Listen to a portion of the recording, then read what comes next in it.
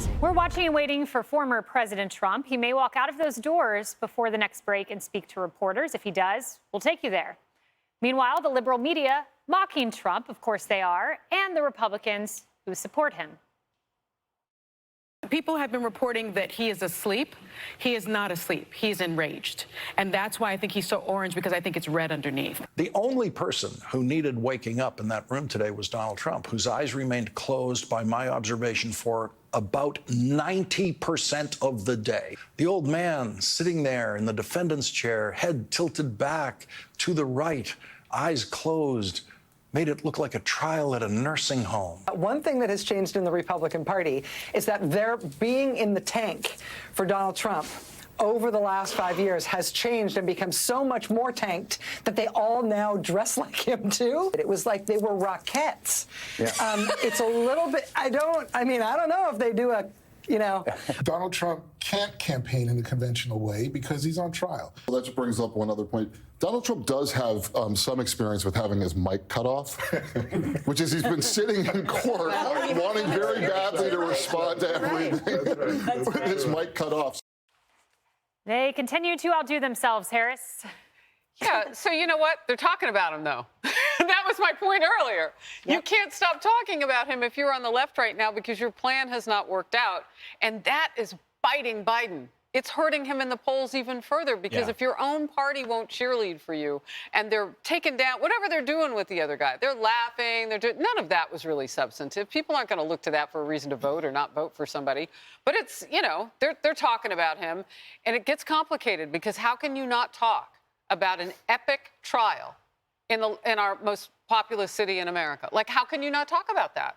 Everybody's going to be covering it. They jumped in long before we did on this. Yeah. I mean, if you look at it, it's true. Yeah. So now that we've seen Cohen and we've seen Stormy Daniels and we've seen the best of this case, which was supposedly the weakest, some of the others a couple have been put on hold indefinitely. Like, a lot's happened, and we're inching our way toward convention season. Yeah, it is, in fact, beyond pay attention time for Democrats. It's panic time. It is. Yeah, they're also not talking about anything that's happening in the courtroom.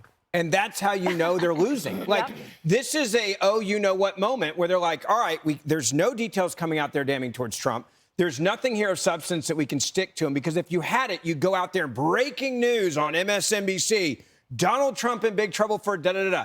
There's none of that. So now they're having to move to the cheerleading side of things, which is, we've got nothing in this case. We have nothing to give you today, so we're going to go out there on TV, and we're going to try to convince you that all these other people standing behind him are a bunch of morons, too. They're a bunch of idiots. They're a bunch of cheerleaders. Let's make fun of them. Let's mock them, the deplorables, right? Like, this is deplorables, 3.0, 4.0, 5.0. Mock the other side and act like they're a bunch of idiots. Let's not impugn cheerleaders, Ben.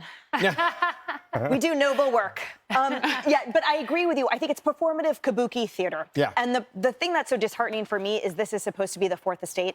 These are supposed to be journalists. They're supposed to cover the substantive issues below it. The dramatic reading by CNN of the trial transcript is so rock bottom. It's so patently offensive to every criminal defendant out there, everyone who has sat in a courtroom and felt the weight of the government. There's nothing gleeful about it. There's nothing joyful about it. And their mockery will come around because Karma's a strong woman. Yeah. That was all that is group therapy. It also sounds like the local gay bar when people have already had a couple martinis and they're complaining about the nature of a relationship breakup or about Donald Trump. It's meaningless. It's for themselves. It's for their audience. But that's the problem. That's the insult. The numbers aren't great for those kinds of shows, because even liberals are tired of being insulted and tired of being misled. Yeah. And you just wonder, none of it serves the American people. How does this unite us? I mean, it just further divides, but that's what we've come to expect from the media. Hey, everyone, I'm Emily Campagno. Catch me and my co-hosts Harris Faulkner and Kaylee McEnany on Outnumbered every weekday at 12 p.m. Eastern, or set your DVR. Also, don't forget to subscribe to the Fox News YouTube page for daily highlights.